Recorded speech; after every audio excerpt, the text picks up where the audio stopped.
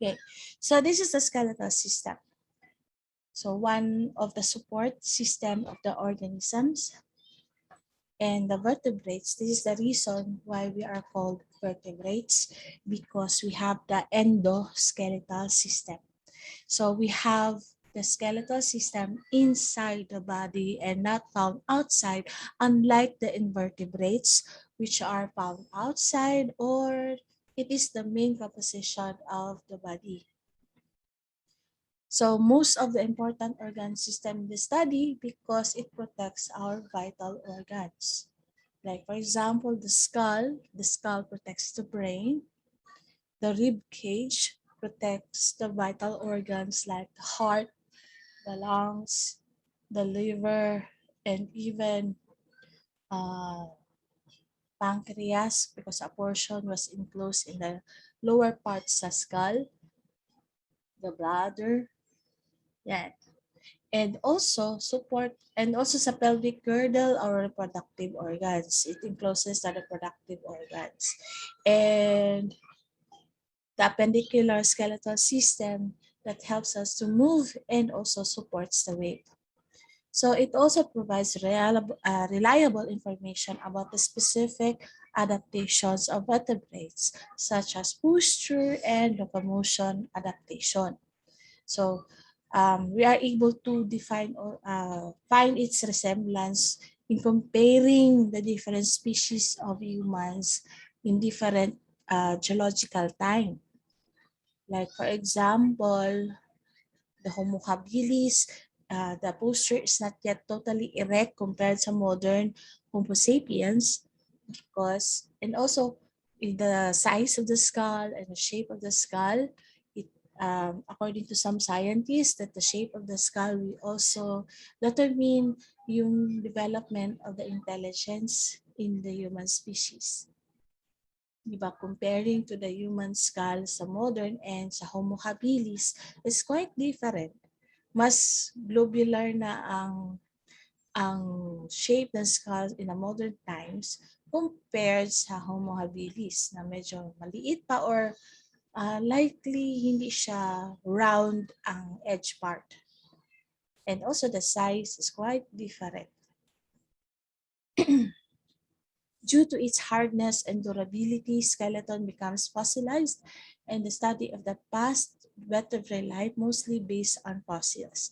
So this is one good, this organ help us to compare the organism from the past to the present, and also to determine the relationship of the fossil evidences of one organism, how the organism evolved through time.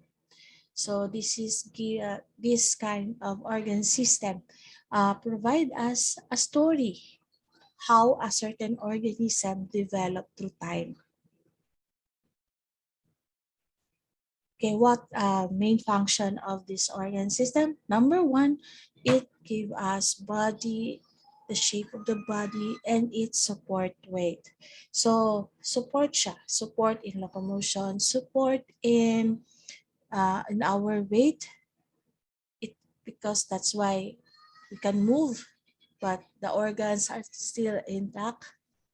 So support talaga siya.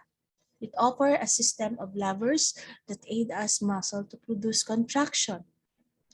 So lever siya, lever. Like our arm, we can flex and extend. So if we're going to compare that our arm to the thing that surround us, para siyang lever talaga. And it also protects. That is another main function of the skeletal system. And there are two types of skeleton. So we have the exoskeleton and the hydroskeleton, and at the same time, endoskeleton. So exoskeleton, endoskeleton. And sa other animals, they have the hydroskeletal system. So when we say exoskeleton, the protective structure is outside the body, like what we have seen sa mga insects, especially one good example ang mga crabs, mga horseshoe crabs, kung kabalo mo sa horseshoe crabs, beetles. Okay, beetles have a hard covering. All insects are covered, all arthropods are covered with exoskeleton. And we have endoskeleton as a protective structure of the internal body. So one good example ang mga vertebrates.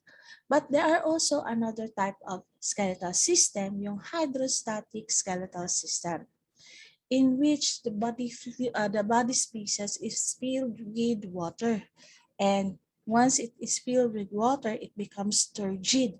So one good example, yung earthworm, mga what we call this, yung mga nidarians, mga corals, mollusca have this kind of body system.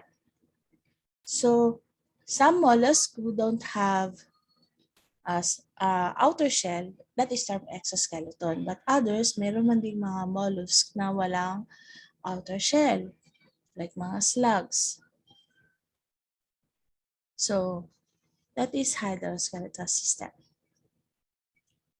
Okay.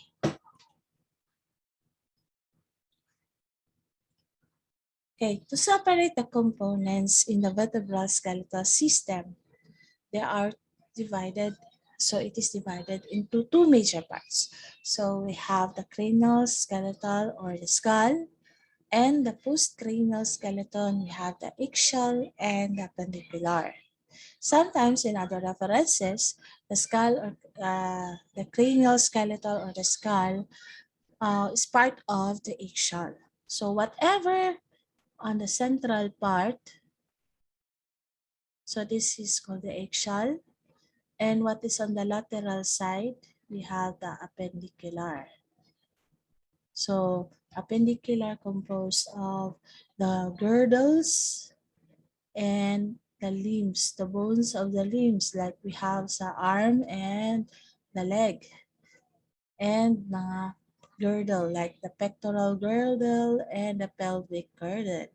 Sa axial naman, we have the vertebral bones and the sternum and the rib cage, and also pwede din i-appeal ang skull. So the bones is composed of mineralized connective tissue. So from dentin, enamel, cartilage, and osseous bone. The mesenchyme differentiated into scleroblast. So the skeletal system is developed from the mesenchyme in origin. That forms into a cell called scleroblast, which give rise to different cells. We have the osteoblast or the bone cell, odontoblast, chondroblast from the cartilage cell, and amyoblast. So these are the differentiated cells coming from the scleroblast. So ang scleroblast was also developed from the mesenchyme. Now let's have the cartilage as a part of the support system. Bakit na part dito ang cartilage? Because some of the bones, osseous bones, was developed from the cartilage in origin, especially sa ating skull. As we got born into this world, our head was not fully developed into a skull. Ano pa tayo? Mga first 2 years, kung pa yan siya, may open pa yan siya, and a portion of it was covered with cartilage. Motong lambda and bregma.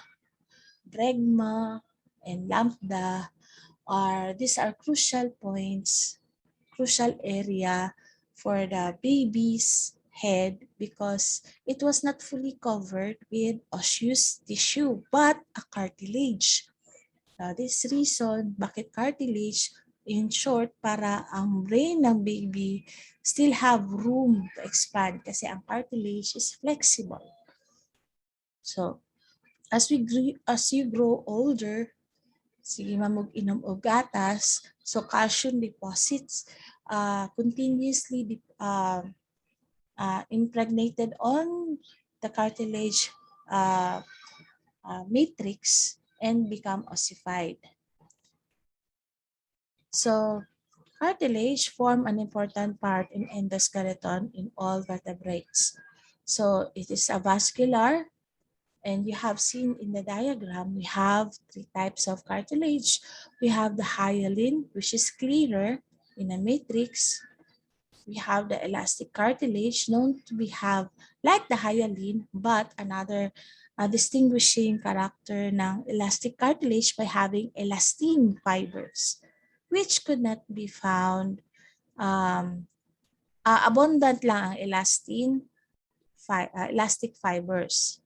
And we have also here a fibrocartilage, where ang abundant naman is ang fibrous cells. So, at saka collagen. So, mas marami dito. So, and location of this cartilage, yung fibrocartilage, is only found sa in between the vertebral disc. Ito naman is yung sa ilong, sa pinna of the ear. Ito namang hyaline sa mga respiratory tract,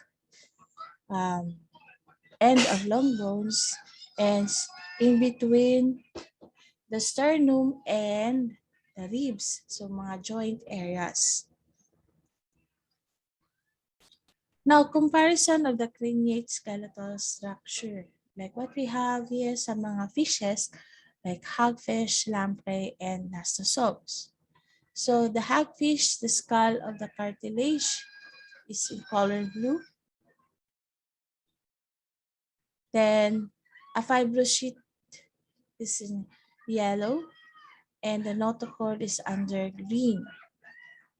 Now, in terms of the lamprey, the fibrous sheet tends to disappear, but the notochord is totally covered. So the notochord was already developed, enclosing the nerve cord, and the cartilage still existing. Now, as the animal becomes complex, the fibrous sheet is no longer existing. The notochord develops into osseous part. Murag nahimo na siyang buni, manang puti na siya. So this one. So ang notochord develop na into vertebral column. So the notochord become vestigial. But still, ang cartilage still here. Then later on, as the organism becomes complicated or enlarged and fully developed, the cartilage transforms into osseous component. Now we have the bones as another type of tissue and the major component ng skeletal system in higher vertebrates. So it comprises of the endoskeleton in the higher vertebrates. When we say bones, the cell is known as osteocytes, or layman's term, the bone cell. The osteocytes are enclosed in lacuna. So nakita niyo itong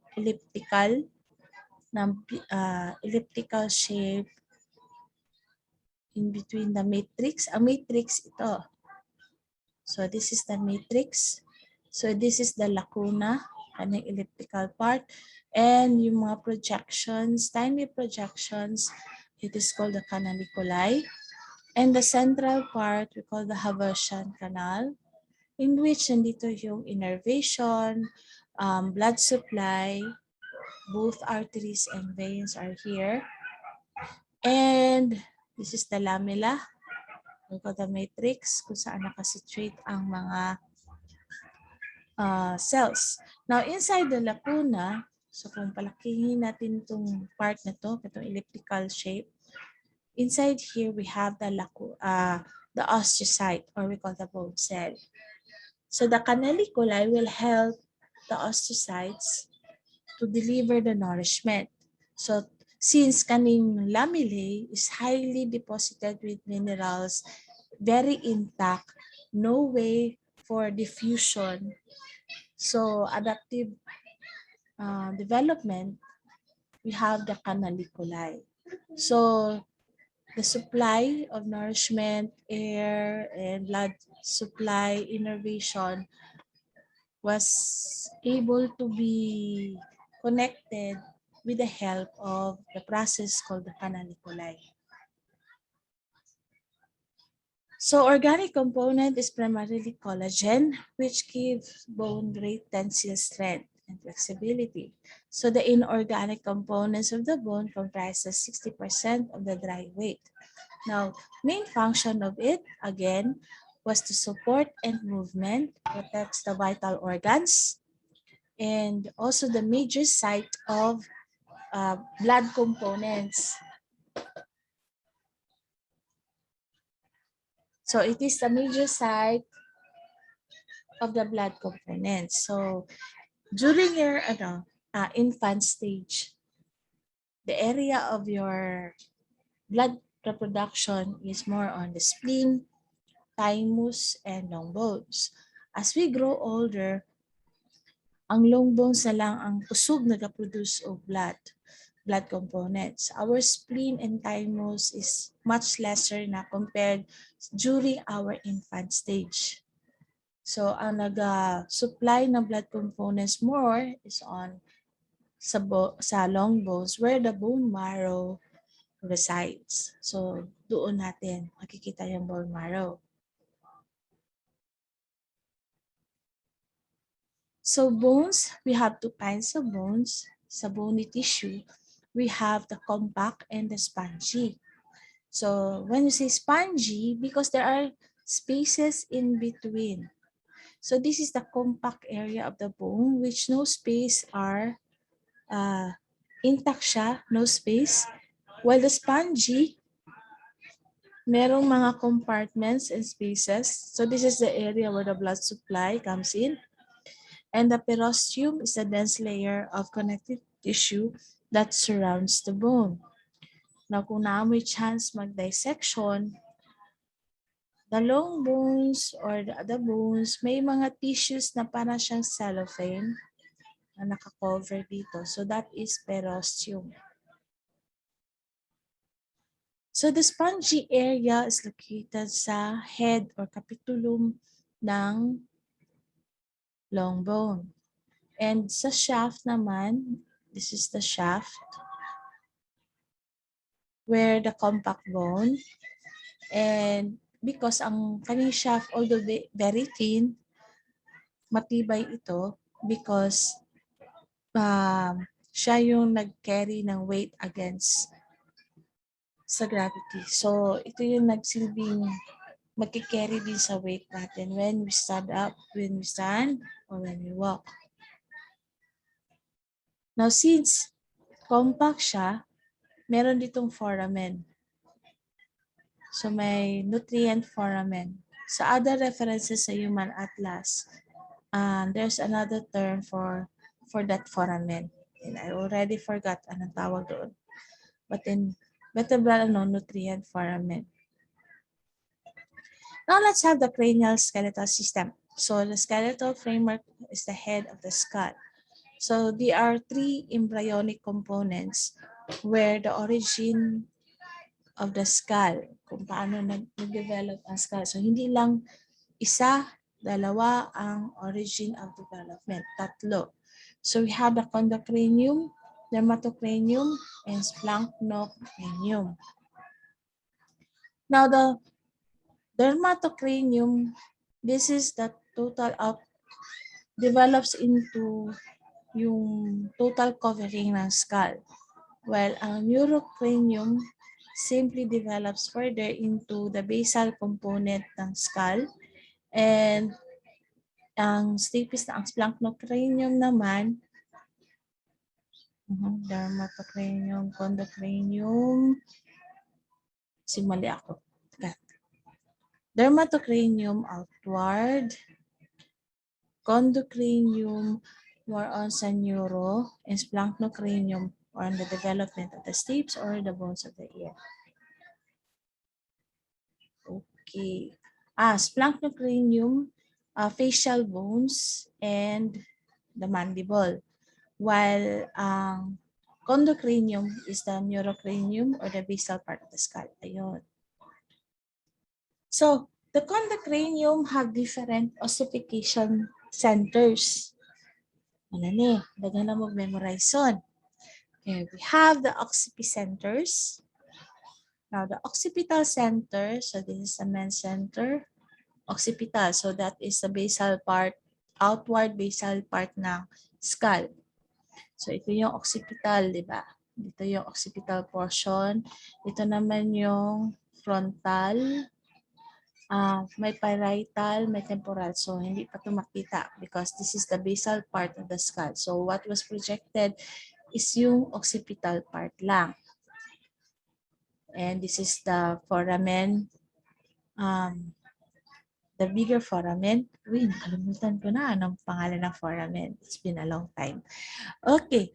So the occipital center, the cartilage surrounding the foramen, foramen magnum. So this is the foramen magnum, the bigger foramen where the spinal cord passing through, coming from the vertebral foramen, going to the skull. So replaced as many four bones. One is basio-occipital. So basio-occipital. So we have one basio-occipital. So this is represented by 1, 2 exo-occipital, represented by this one, and 1 supra-occipital. Okay. So the 6 centers that we can see in the diagram are the basio-occipital bone, this one, oxio-occipital bone, 2 centers, supra-occipital, and interparietal. So this is interparietal. Now, aside from occipital center, we have also sphenoid center. So the sphenoid center is represented by yellow portion. Okay. So sphenoid centers coming from the basisphenoid bone, presphenoid bone, and the side walls above. So we have sphenoid bones, the presphenoid, orbitosphenoid, urosphenoid, and alisphenoid. So this is the sphenoid bones. Okay. Next, we have the ethmoid centers. So our ethmoid centers covers the basal part or the floor for your brain case. So this is the shaded area for the ethmoid center. In otic centers, the cartilaginous otic capsule is replaced in lower vertebrates by several bones. So wala dito ang otic kasi this is only half of the skull representing the basal part of the skull. Now kung gusto niyo malaman ang otic centers, this is the area where the eye is encased. So whatever the bones nandoon, so that is an otic center. Now, in vertebrates, one way to more used in classification or classifying or grouping the vertebrates together is by their type of skull. So we have different types of skull and based on different criteria. And one of the criteria is on temporal openings or fenestrae. So type of skull based on fenestrae. So fenestrae is temporal opening. So sa inyo, ang temporal opening, itong malapit sa tenga natin. So we have one temporal opening. So we have the anapsid. Anapsid in which ang skull, so this is the orbit. So, magpanta ha. Sa itong annotation.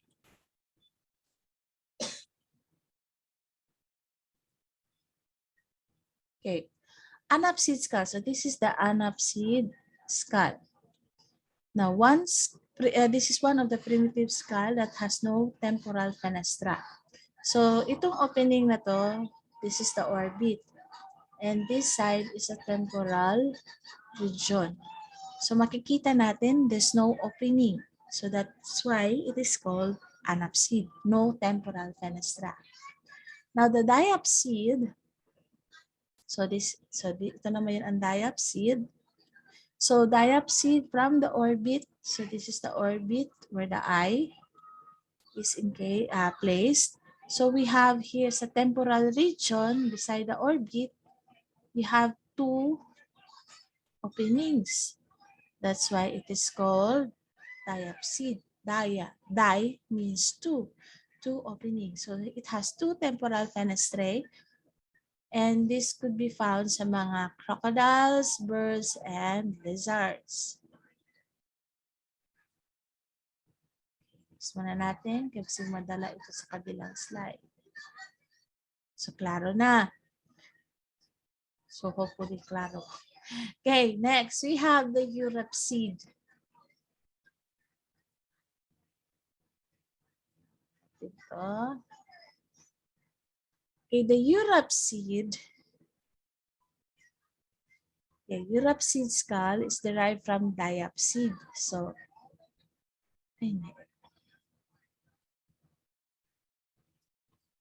Eurapsid derived from the diapsid because the position of the fenestra, one fenestra coming from the diapsid is likely similar with the fenestra of the Eurapsid. Then the lower, this one, was lost in Eurapsid.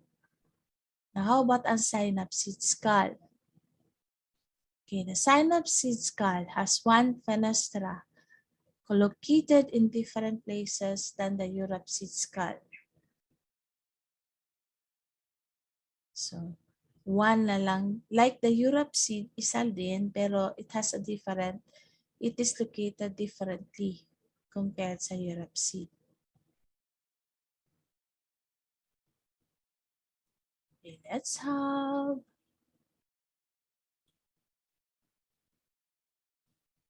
tayo. Saan tayo na belong? Okay, na-belong tayo sa synapsid. Because we have our temporal opening. Natay temporal opening, na-cover lang na muscle. But if you're going to dissect further yung skull, ang temporal bone natin, ang iba ang opening niya. Ang opening niya is makikita when you view the skull dorsally. Pero kung makita mo lang siya laterally, hindi mo siya makikita ang opening because ang makikita mo lang yung fan shape ng temporal bone. But if you're going to look dorsally, top view, makikita mo ang opening ng synapsid is on this part. Makita siya when viewed in dorsal position. So we are synapsid. Our skull is have a synapsid design. Hindi siya Eurapsid. Kung Eurapsid pa na siya. So makikita dito itong pareha sa diapsid na kanina portion. Yung gamay na temporal opening.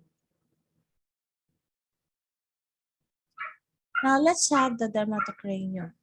Dermatocranium composed of dermal bone that overlie the condocranium, so more cartilaginous part of the bone, and splanchno-cranium. So forms at the sides and the roof of the skull. So the dermatocranium, ito yung white portion. Annotate na naman tayo.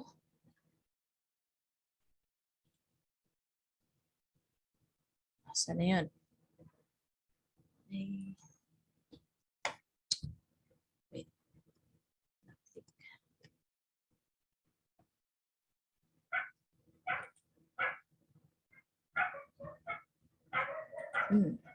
So this is the dermatocranium. It forms the lateral part, skull, and the topmost. So, encasement. Siya nag-develop ng roofing sa ating skull. So, that is the dermatocranium. Next, what are the parts of the dermatocranium? Some modern fishes and amphibians have simple skull and the number of dermal bones present is reduced. Some have tend to be lost or fused. In amniotes, dermal bones predominate forming most of the brain case. Ito siya. And most brain case and the lower jaw, they are divided into 6 series of bones. 6 series. So what are these series? Okay. What are the parts of the dermatocranium? We have the facial series.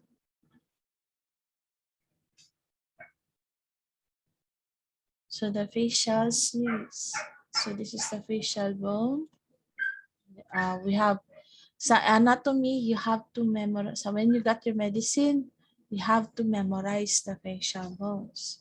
So we have 1 frontal, 2 nasal, dito maxillary bone, ito zygomatic bone, 2 zygomatic bone, 1 lower mandible, ito maxilla,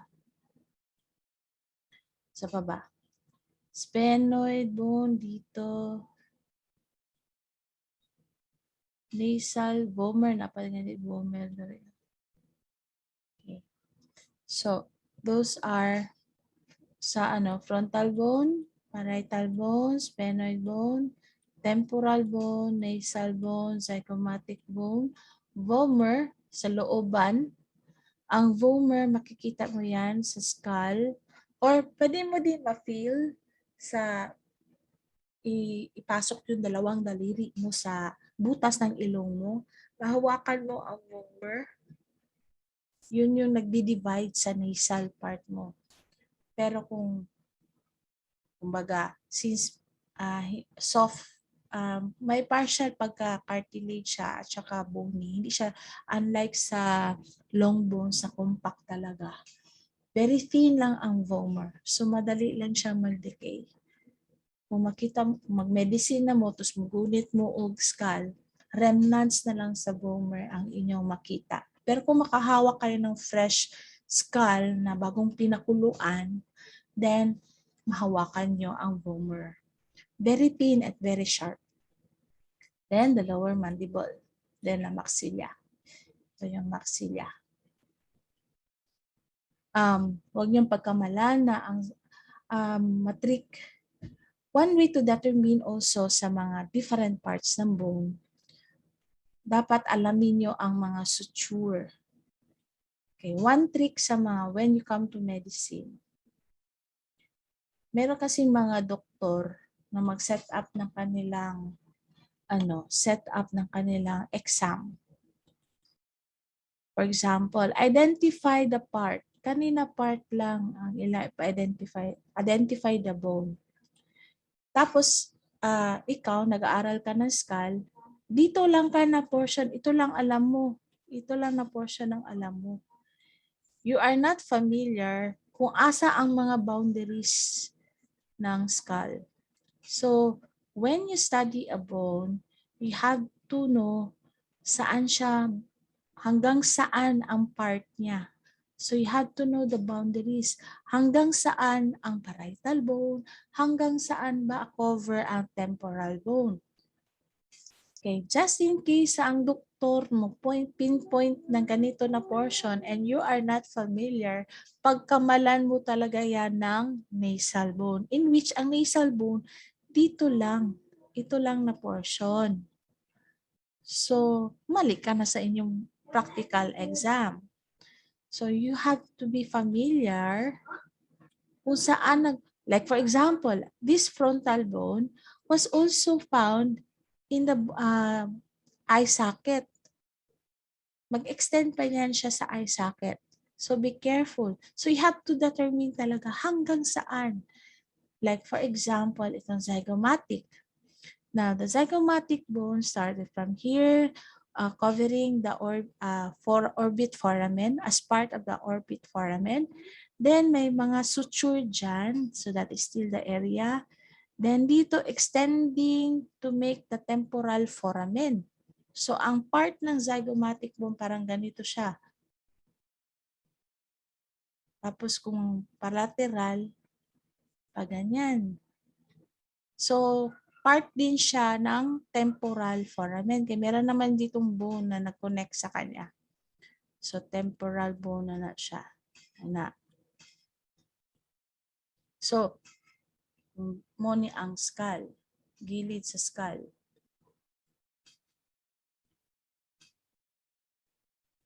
So, ang zygomatic bone, naadiri. Kani. Then, meron siyang thinner part. What if the doctor will put here a mark? Tapos, diri sa, malapit lang sa suture. And you are asked what identify the bone. And pagkamalaan mo talaga yan siya na temporal bone. Pero, dito man yung mark, before sa temporal, before sa suture, tas na-under pa siya sa zygomatic bone, then it is called zygomatic bone. And it is not a temporal bone.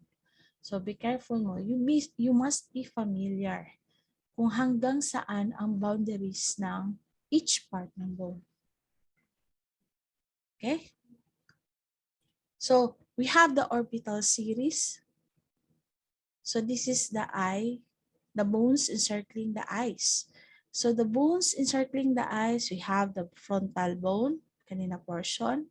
We have the nasal bone, the maxilla bone. So, this is the maxilla. And the zygomatic. So, ito din ang favorite questions ng mga doktor when you go to medicine. What are the bones of the orbit?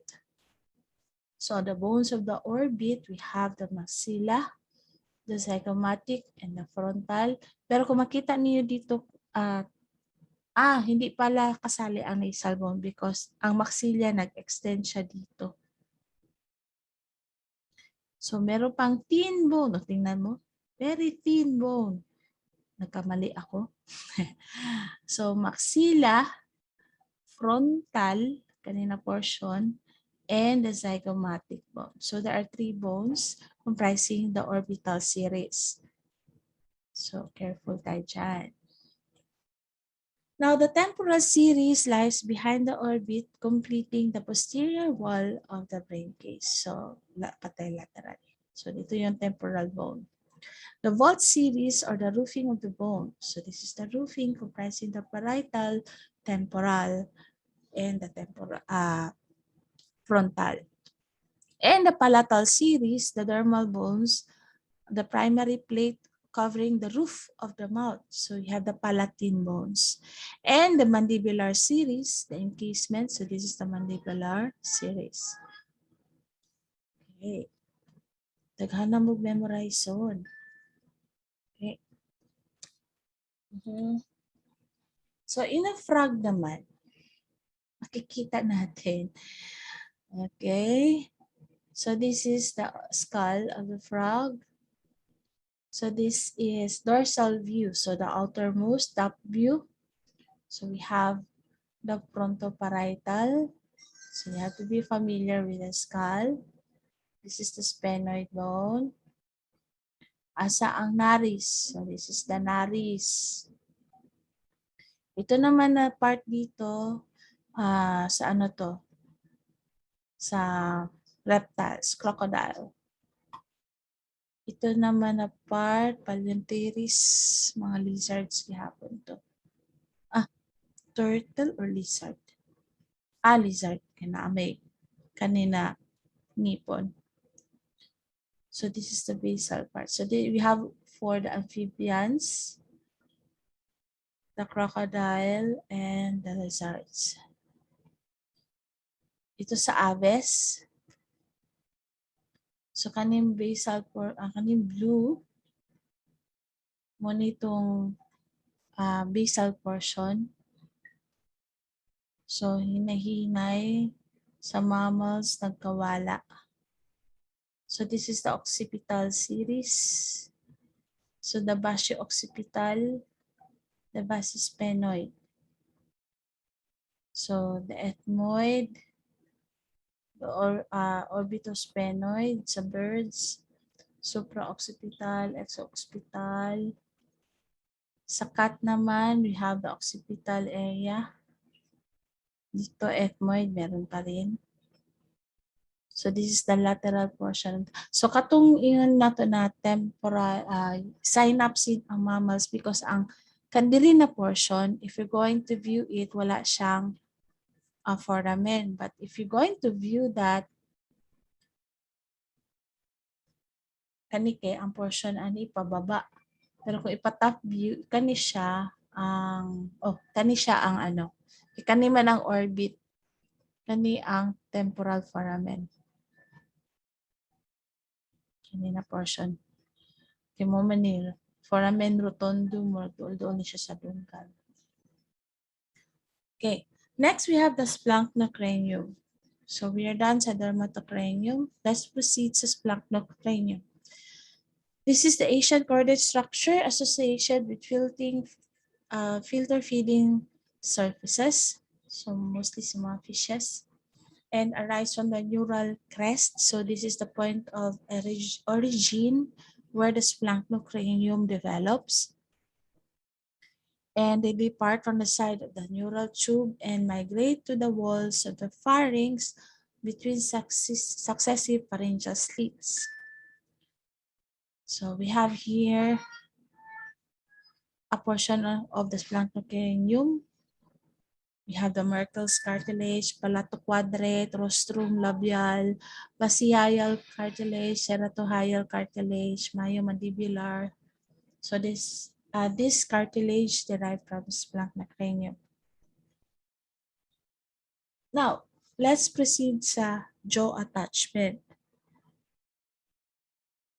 Now, in jaw attachment, we have different forms. We have the paleostylic, eutostelic, and amphistylic.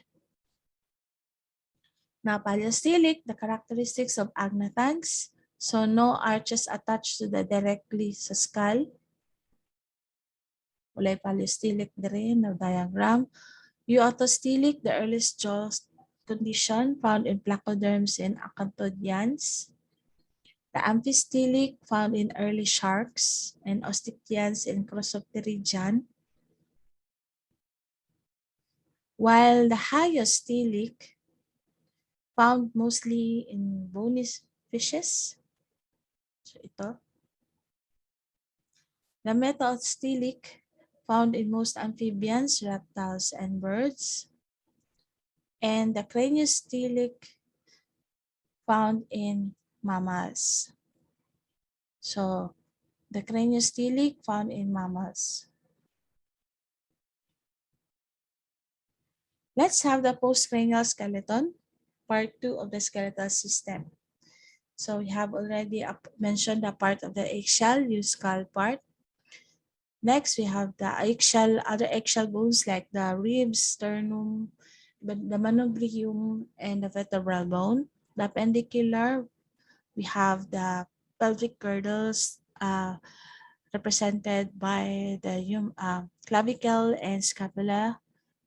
And the long bones like the humerus, radioulna, tibia fibula, femur, the the pelvic bones, and also the digits, the bones of the digits.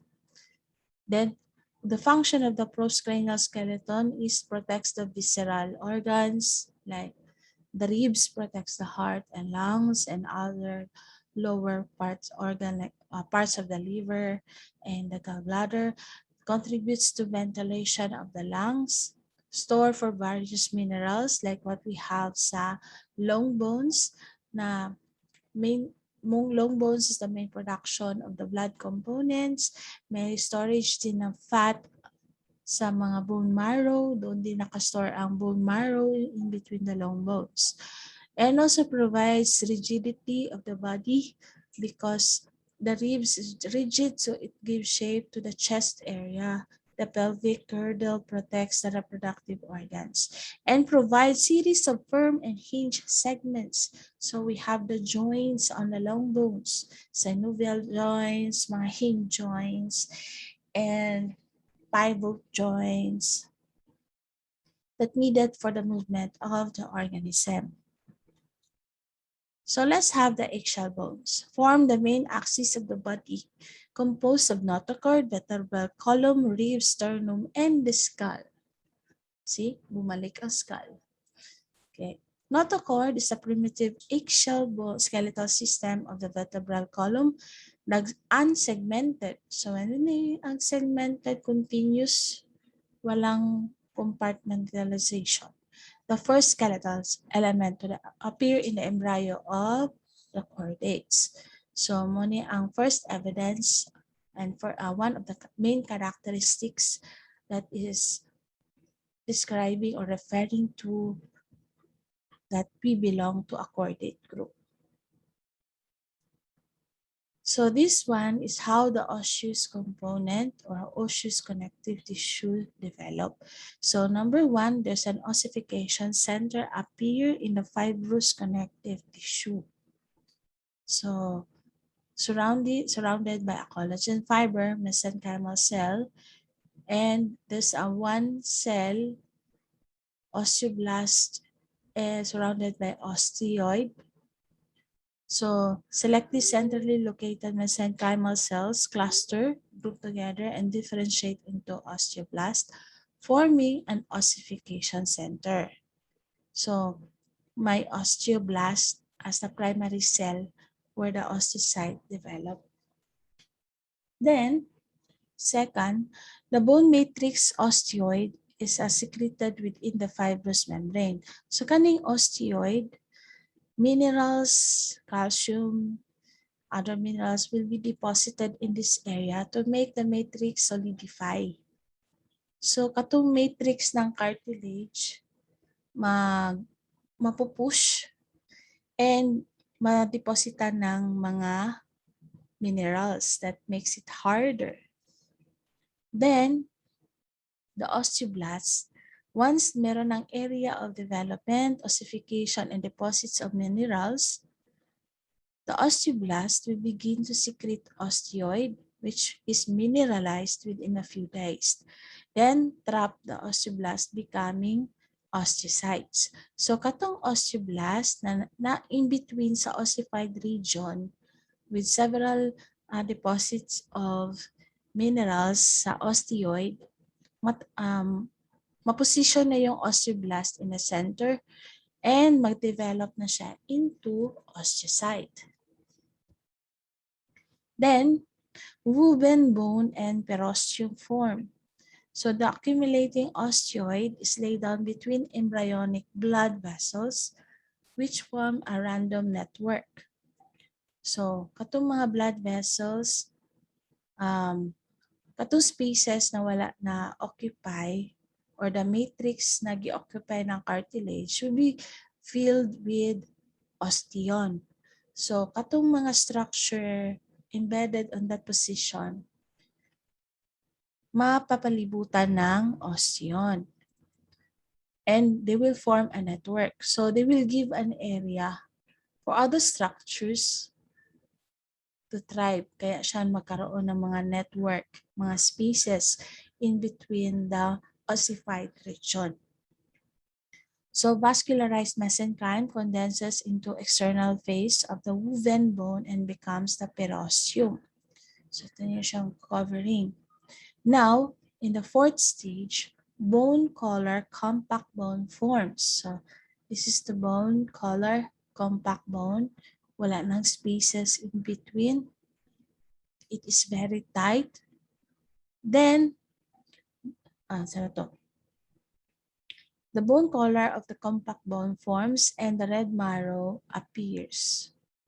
And trabeculae just deep to the perosteum thickens. So the perosteum thickens forming a woven bone collar that is later replaced with mature lamellar bone. Spongy bone consists of distinct trabeculae, persist internally, and a vascular tissue becomes red marrow. So the other tissues will develop the red marrow. So that is the development of the bone tissue. Now, the structures and development of vertebral column.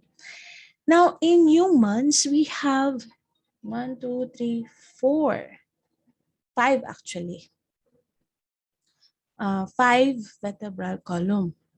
And the fifth one is the vestigial type. We have the coccyx, ating tailbone. Sa ito itong annotation.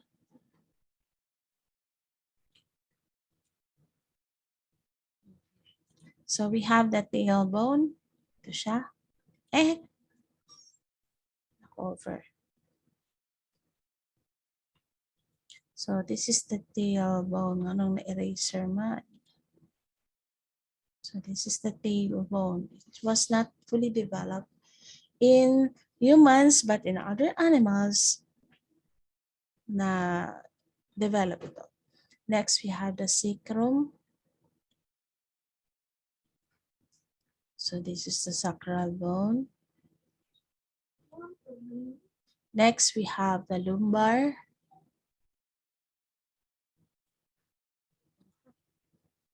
So the lumbar. So ito yung lumbar. 1, 2, 3, 4, 5.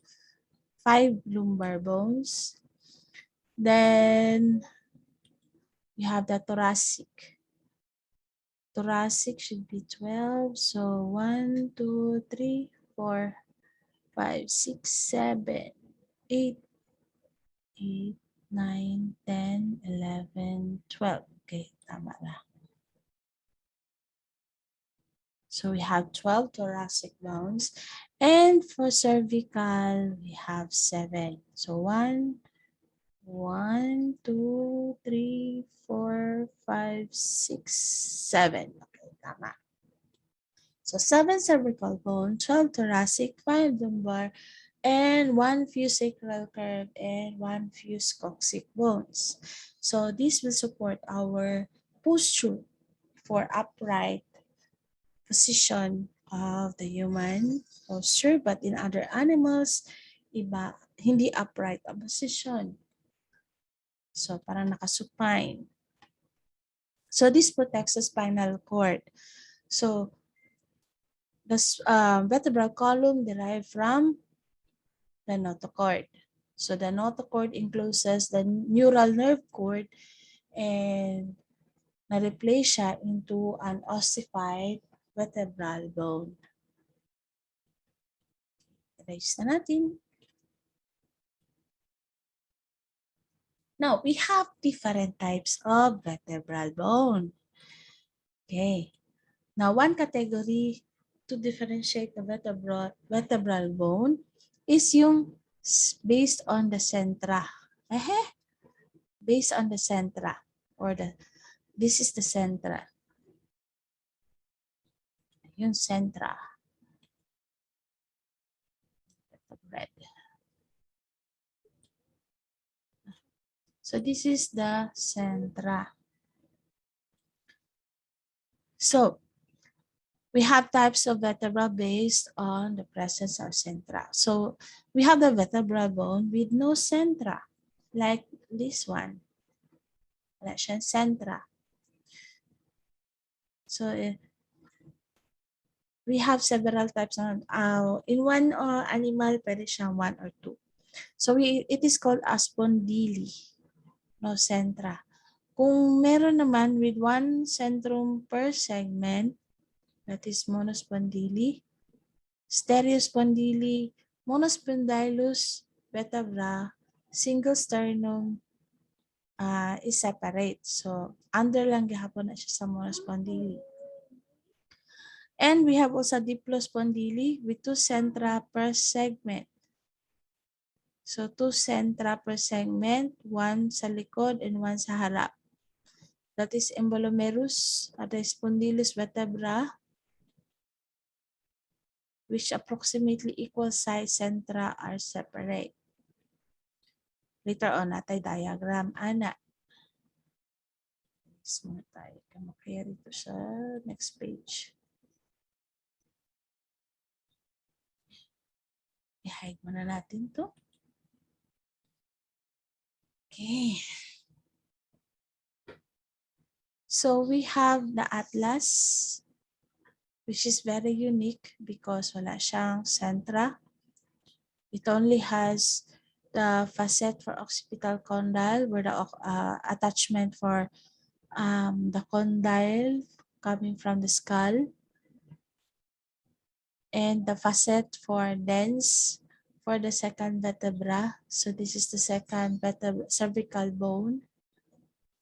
C2, sumuni ang C1.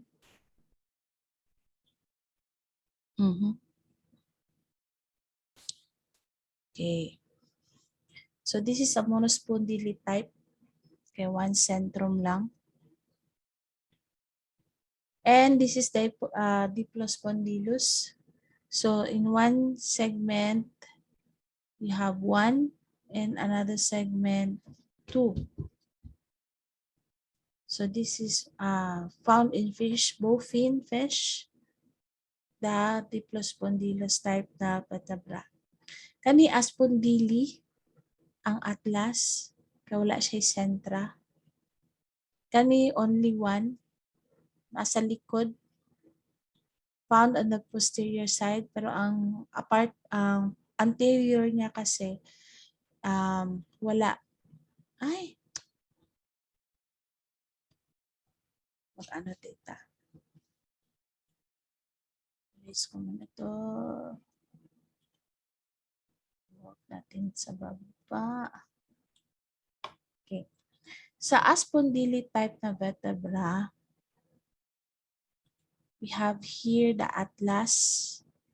Kasi ang atlas, kahit paharapin mo yan in any direction, walay sentra, walay nakasenter. But you have only the arc. So the C1 or the atlas is considered as aspondyli type na vertebra. Next, for monospondyli, we have the C2 vertebra. So you can see, only one lang located on the posterior part for the attachment for the third vertebra. While ang anterior part niya, it is not considered as the centrum. It is the dens. So this is the extended portion ng C2 na vertebra. So this type of vertebra, ang C2, is considered as monospondyli. Yan. Hope nasabtan. Nasabtan? Kuha na. Unsay itsura sa aspondyli. So one example ng aspondyli type na vertebra, you have here the atlas. And ang monospondyli type, we have the C2 or second cervical vertebra. While ang ano naman, ang diplospondylus, both ends na ay centrum. So we have here the first end and the second end. Try to eat sudan na vertebra mo nilagang baka. Usually ribs man. Bulalo. Kung makita mo vertebra, if you have seen the you have the or kung magpalit mo lechon manok, try to buy it whole para makita nyo ang structure ng vertebra. Para you have the chance to dissect at the same time eat in between snacks ninyo. So once you study the vertebral bone, you can buy lechon manok para ma-familiar kayo and makita niyo ano itong pinagsasabi ni ma'am. Okay, next. The polyspondyli, The polyspondyle with 5 to 6 centra per segment. Okay, wala ko example. As spondyli, the centra and the spines are separate. So, muni ang example. Sa Rachytomus vertebra, separate ang centrum and ang spine separate. So, siguro naka-attach lang dito in between them is the cartilage.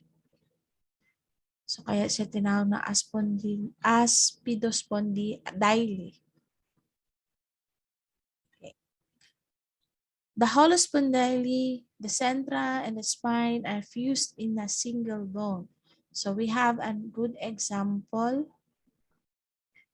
Ito siya, the thoracic, the lumbar, a good example of hollow spondyle because ang spine, vertebral spine, the vertebral processes, and ang centrum are attached together.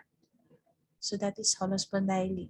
So less postspondyle, a hollow spondylus vertebra with a husk-shaped centrum usually pierced by a notochordal canal. So that is under an example of hollow spondyle vertebra. Again, ang hollow spondyle is an opposite of aspidospondyle because all the parts are intact as one bone, fused as one bone. Kasi ang aspidospondyle, separate ang vertebral spine, separate ang centrum, and the vertebral column. Now, the vertebrae of holocephalans different from the elasmobranch. So, tingnan natin ang kanilang vertebra. So, usually ganito ang kanilang vertebra. Aspidospondyle ang type or polyspondyle.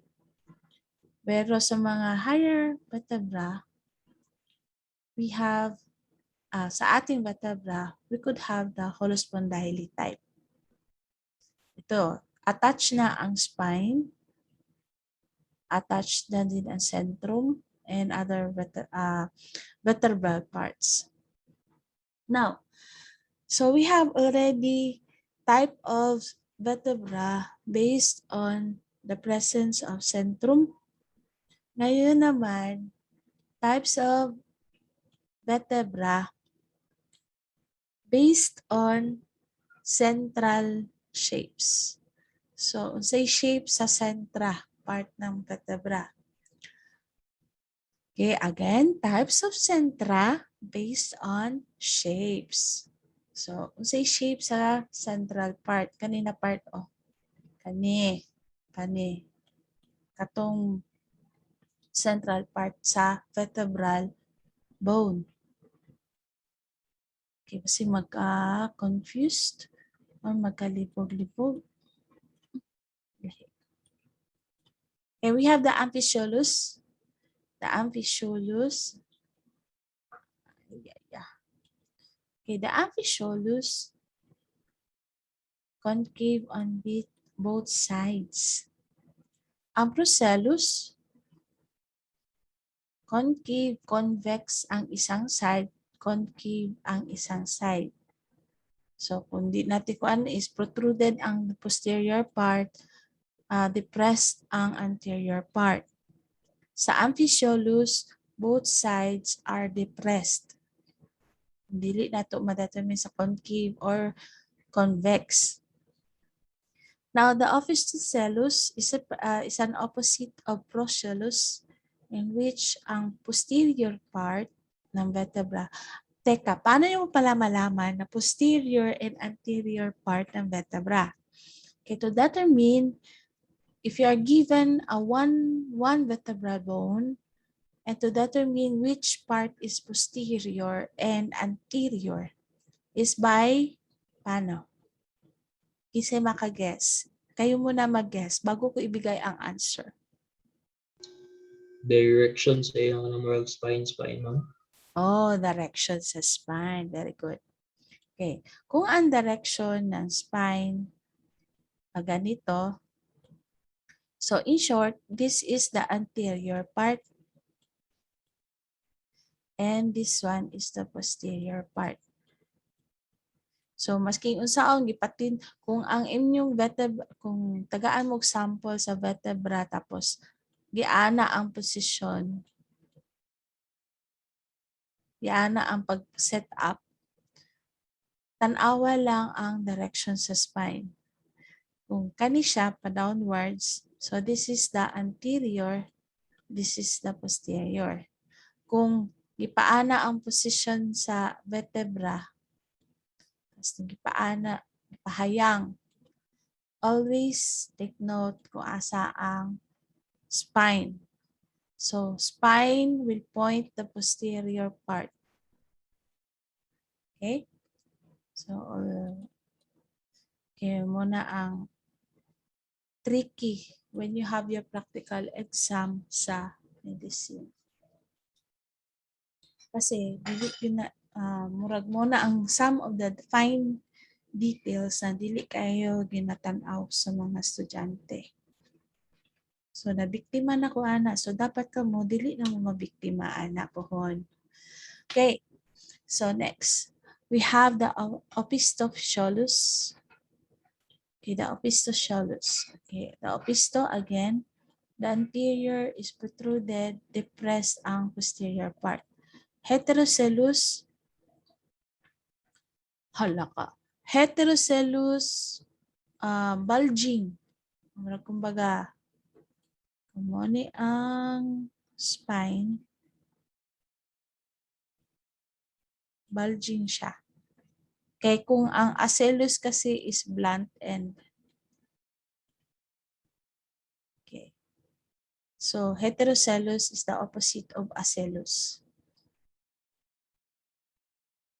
Kalimutan ko pala lagyan ng heterocellus. Okay. Hope na klaro ang diagram. So, understood na what is acellus? Acellus is the opposite of heterocellus.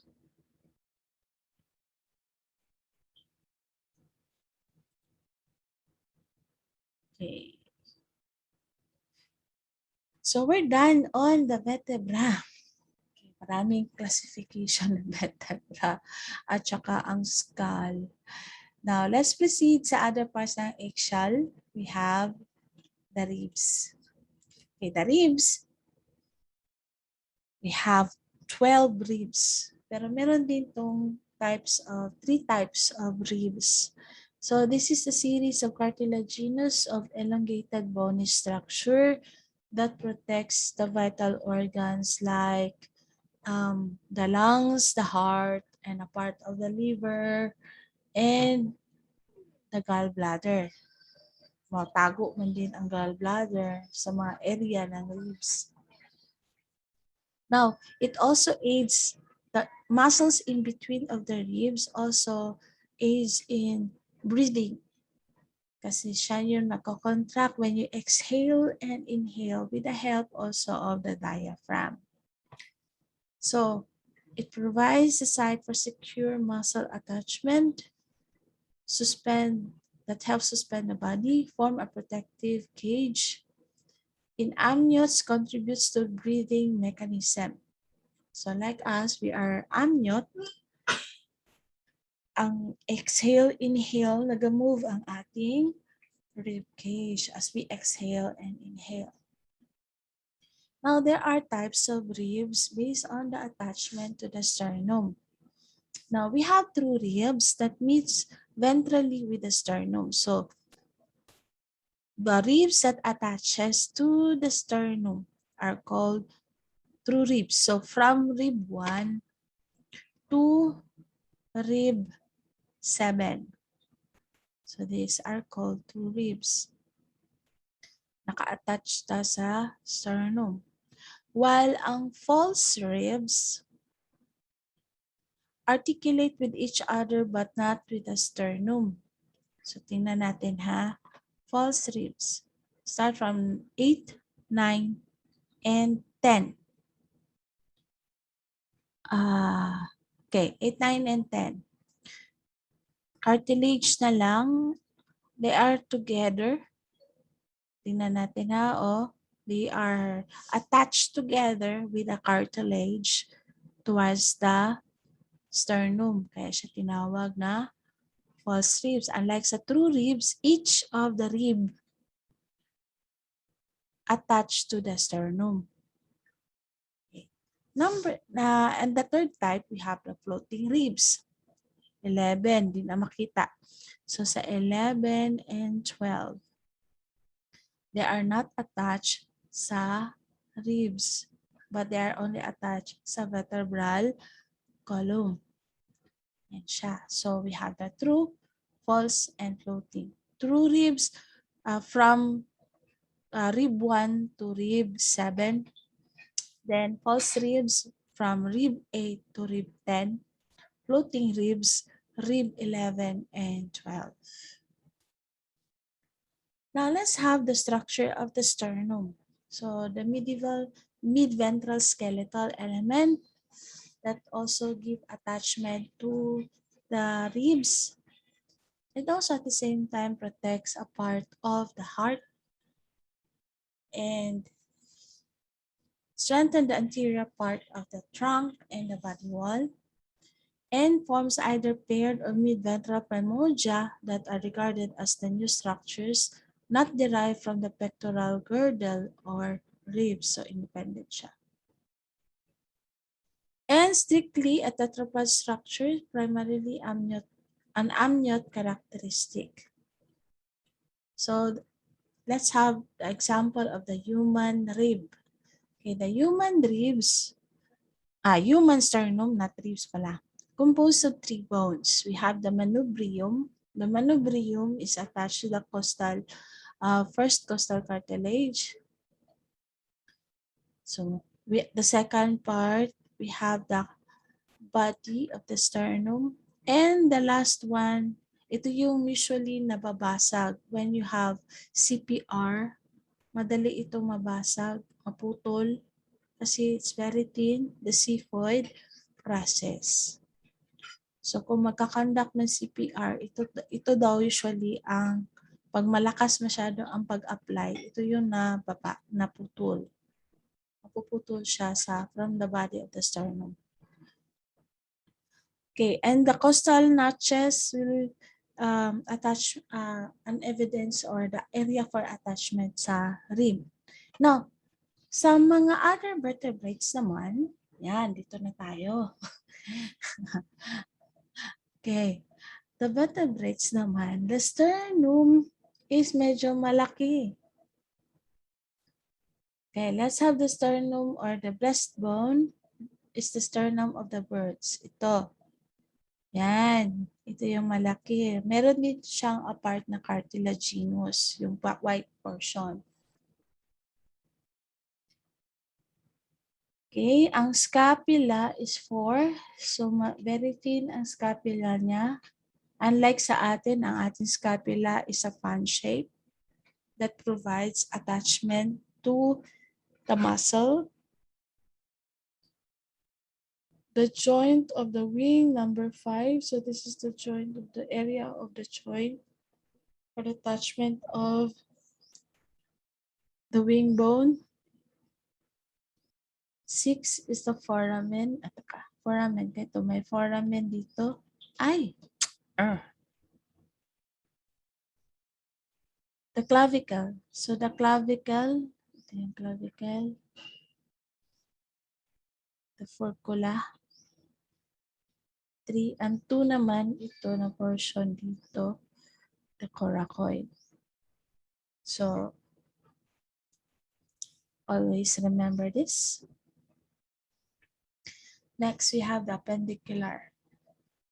Okay, sa mga fishes, the appendicular appendages are represented by the fins. So dorsal fins are located in the mid-dorsal area. And we have also the anal fins, started from the anal region going to the caudal fin. So caudal fin located posteriorly sa body ng isda, and pectoral fins sa lateral part ng isda, and the pelvic fins ventral but medial part ng isda. So, in view sa dorsal fin, dorsally and pelvic fins located ventrally. Kasi mo man ang ventral portion.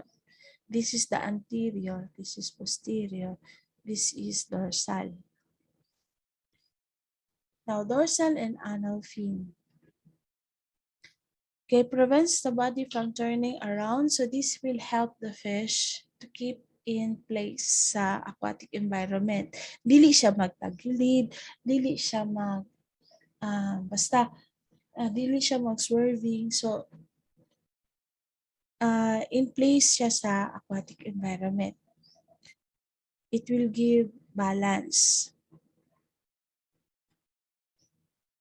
Now, we have different types of caudal fin. So, we have difficircle. Difficircle, if the spine is straight to the tip of the tail with equal dorsal and ventral lobe of the tail. Example is cyclostome, pluricans, and sarcopterygian. So, difficircle, wala dito diagrams, diffy.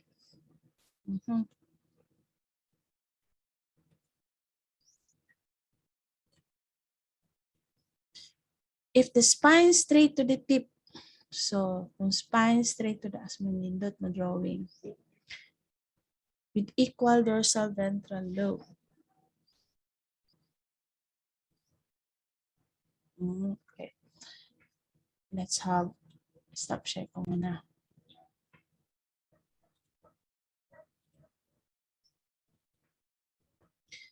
Makita ang whiteboard? Yes, ma'am. Okay. Sabi niya dito, straight ang spine. So, straight ang spine, going to the tip, with equal ventral lobe of the fin. So, that is difficircle. So, equal sa dorsal, equal sa ventral. Isuday equal. Okay, that is difficircle. Stop share ko muna. Balik ka sa PowerPoint. Okay. Next, the hypocircle. If the spine tilts down with longer ventral lobe than the dorsal lobe. So, ang tip daw ng spine tilts down. Okay, na-tilts down siya. Then, the ventral lobe. So, this is the ventral lobe. And this is the dorsal lobe.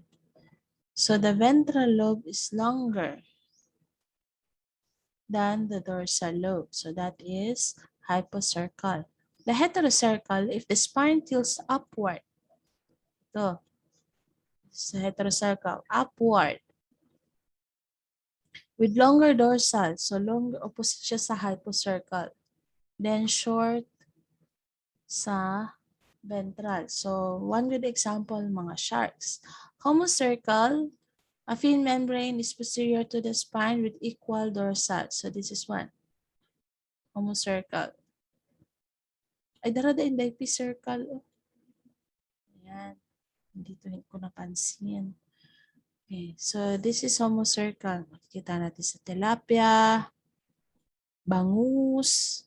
Ayan. Okay. Next natin. Next. Let's go to the girdles. So, girdles of fishes, the pectoral girdle is older, larger, more complicated than the pelvic girdle of the other vertebrates. So, placoderms have cartilaginous girdle. So, this is the girdle of the fish. Parts is ceratotrichia, scapulocoracoid bar, 2. So, kani siya. The propterygium, Meron na portion. Mesopterygium. Kani. Nani siya boundary dali. And metapterygium. Na ay boundary po dali. Nana siya boundary. Di lang makita. So those are, kanin 3, 4, 5 is the scapulocoracoid. So the right and left half. So di kayo natin siya makita, di kayo ni mapansin sa isda. Pero if you want to eat and dissect your fish, you may so. Para makita ninyo unsa ning akong gipang yaw-yaw. And next, let's have the aves. Girdle ng tetrapods. Other girdles. Okay, sa snakes, ang ilang pelvic girdle, since ano man siya, dili siya fully developed kasi more on sleep, siya wala siya limbs. So, more on elongated ang yung body. So, dili siya fully developed kasi ang mga girdles is usually to support upright. So, the more upright na ay habitus ang isa ka animal, the more developed ang pelvic girdle. So, the girdles in aves is also fully developed because this was used for flying and also for walking. Now, ito yung sinsacrum, ito yung pelvic girdle, at saka ito yung black portion, ito yung pectoral girdle ng ibon. So, the pectoral girdle composed of breastbone. Another word for the breastbone is the carina. The clavicle, mo rin yung ginaingon na wishbone.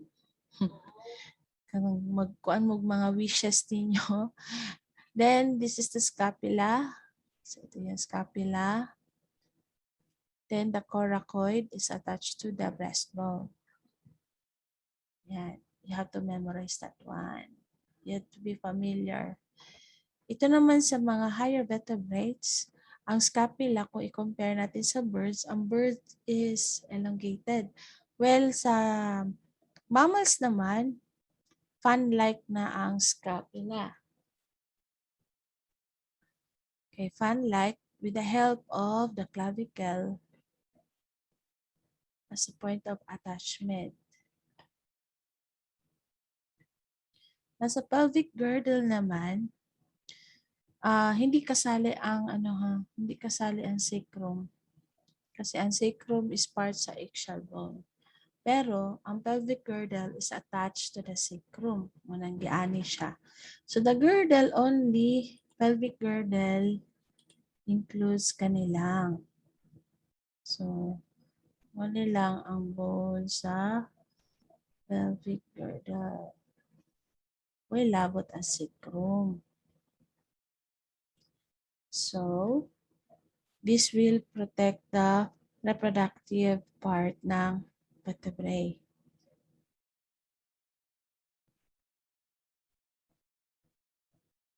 Start it.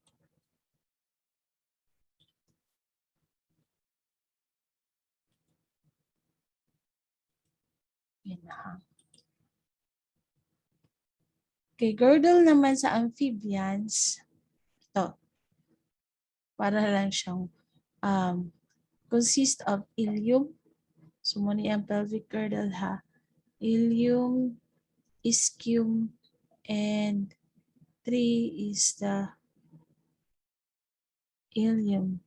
3 is the ischium, 2 is the acetabulum. Acetabulum is the joint attachment ng frog between sa femur na bone. So this is the area for ball and socket joint.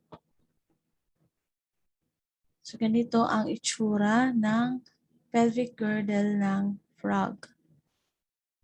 Sa ano naman, ito naman ang pelvic girdle ng lizards. Ito naman ang girdle sa birds, pelvic girdle.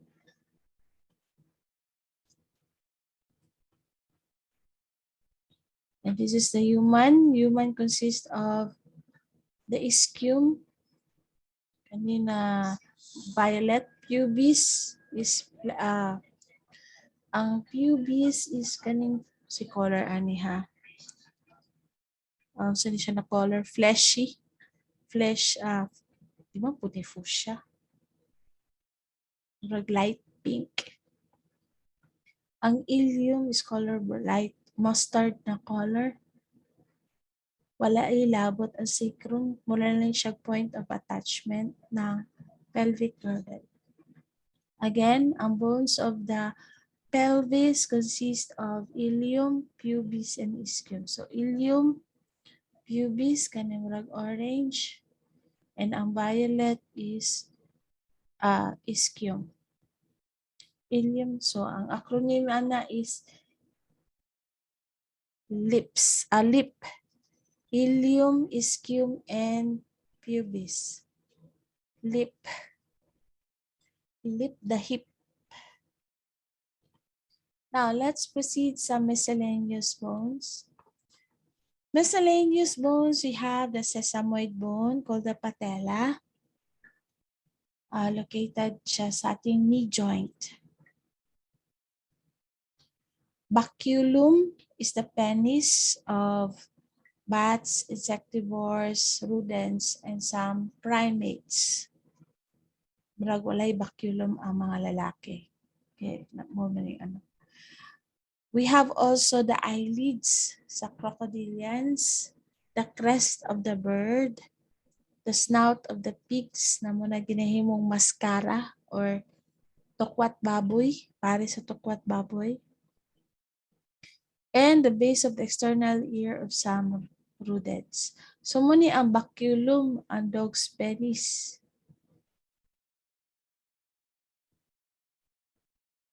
Taas-taas pati eh. Now, animals, especially some mammals, were also classified based on their locomotory.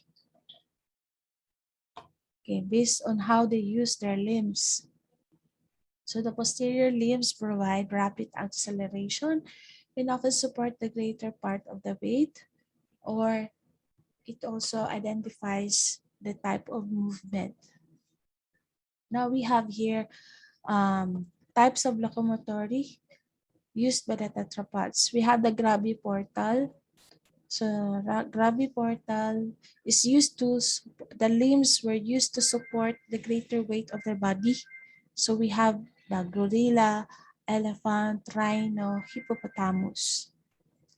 The cursorial is more on running. So we have here cheetah, horses. Volant, the limbs are used for gliding. So we have mga kagwang. Kagwang is English term for flying squirrel or flying lemurs pala. Flying lemurs, also known as kagwang.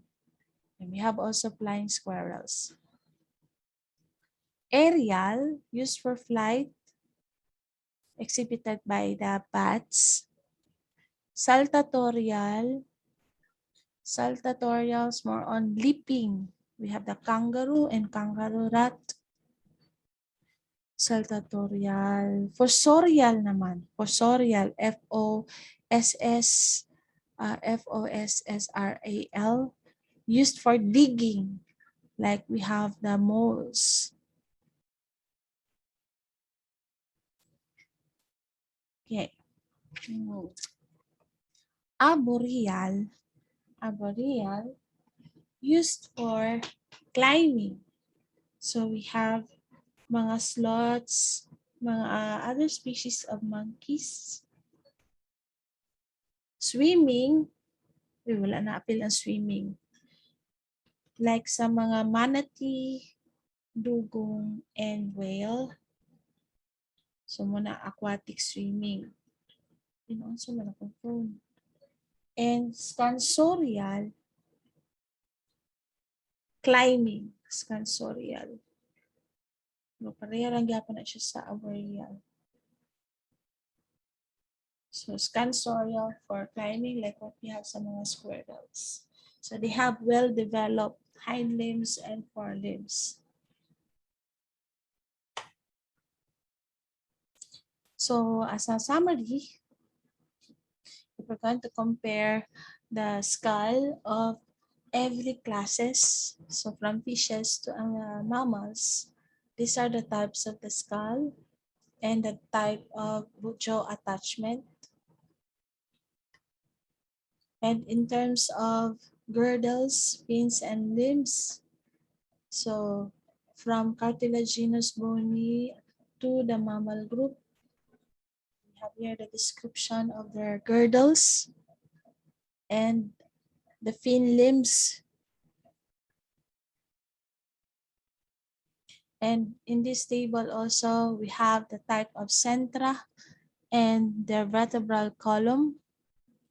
So we have here the first column represented by the different classes of vertebrates from the fish group going to the mammal group.